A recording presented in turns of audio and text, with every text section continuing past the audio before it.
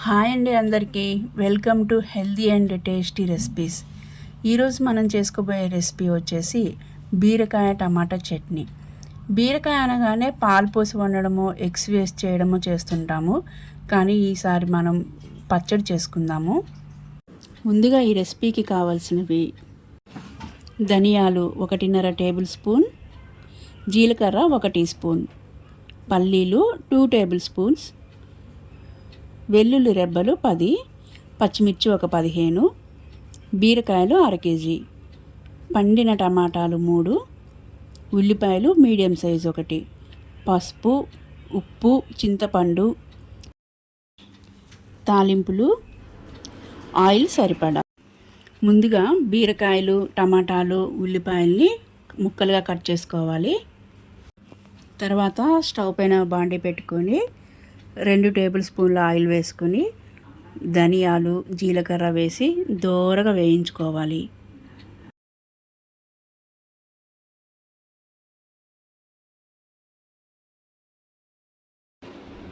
ఇవి వేగాక అందులోకి పల్లీలు, వెల్లుల్లి రెబ్బలు కూడా వేసి బాగా వేయించాలి.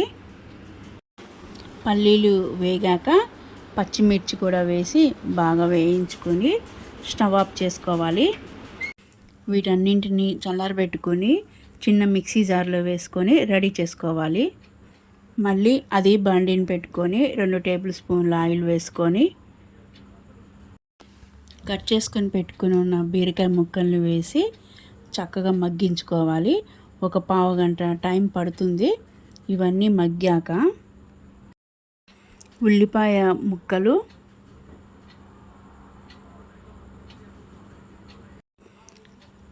టమాటా ముక్కలు,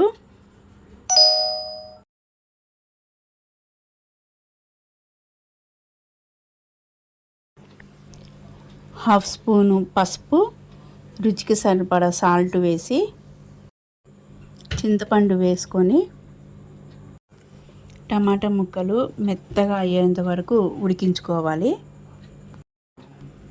టమాటా ముక్కలు బాగా మగ్గాక కాడలతో సహా కట్ చేసుకున్న కొత్తిమీర వేసుకొని మూత పెట్టుకొని 4 నిమిషాలు మగ్గించుకోవాలి.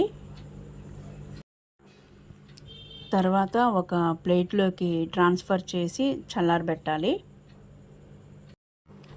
అవి పూర్తిగా చల్లారేలోపు పచ్చిమిర్చిని వాటర్ కలిపి మెత్తగా పేస్ట్ చేసుకోవాలి.